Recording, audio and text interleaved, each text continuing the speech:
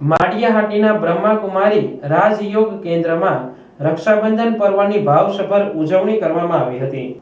શુભ ભાવના અને આધ્યાત્મિક સંદેશ સાથે મનુષ્ય માત્રમાં રક્ષા સંકલ્પનો સંસ્કાર જગાવાયો હતો। માળિયાહાટીના ડાયમંડ પેલેસ પાસે આવેલા બ્રહ્માકુમારી રાજયોગ કેન્દ્રમાં રક્ષાબંધન કાર્યક્રમ ઉજવાયો હતો। બ્રહ્માકુમારી રૂપાદીદી દ્વારા ઉપસ્થિત ભાઈઓને રક્ષા બાંધવામાં આવી હતી। બહેનોએ જણાવ્યું કે રક્ષાબંધન ભાઈ બહેનના પ્રેમ અને સંબંધોના સંભારણો કરાવતો પવિત્ર તહેવાર છે। આજના તણાવભર્યા સમયમાં શુભ ભાવના અને દુઆઓથી માનવીને આત્મિક શાંતિ અને નવી દિશા મળે છે।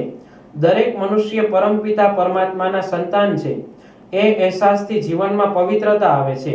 નકારાત્મક વૃત્તિનો ત્યાગ કરીને સ્વરક્ષક અને વિશ્વરક્ષક બનવા માટે બહેનો દ્વારા સંદેશ અપાયો હતો। કાર્યક્રમમાં પૂર્વ જિલ્લા ભાજપ પ્રમુખ ઠાકરસિંહભાઈ જાવિયા, મહેન્દ્રભાઈ ગાંધી, જયેશભાઈ ખાંભલા, દેવજીભાઈ પટેલ, રાજેશભાઈ દેસાઈ સહિત ભાઈઓ બહેનો મોટી સંખ્યામાં ઉપસ્થિત રહ્યા હતા। સમગ્ર કાર્યક્રમ મીતા દીદી અને બહેનોના સહકારથી શાંતિપૂર્વક યોજાયો હતો। ઓમ શાંતિ।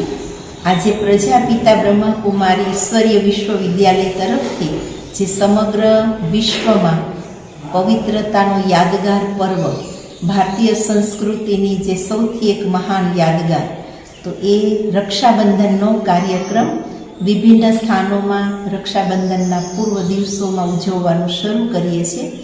આજે બ્રહ્માકુમારીઝના માળિયાહાટીના સેવા કેન્દ્ર ખાતે અલૌકિક રક્ષાબંધનનો ઉત્સવ મનાવવામાં આવ્યો।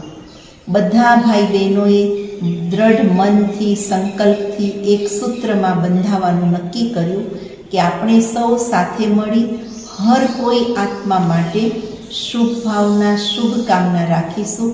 કોઈ કમજોર છે તો એને પણ શ્રેષ્ઠ સંકલ્પોની શક્તિનો મનસા સેવા કરી અને એ આત્માને શક્તિશાળી બનાવીએ। હંમેશા બધાને ક્ષમા આપીએ અને ક્ષમા લઈએ, કોઈ પણ ગલતી થઈ છે તો।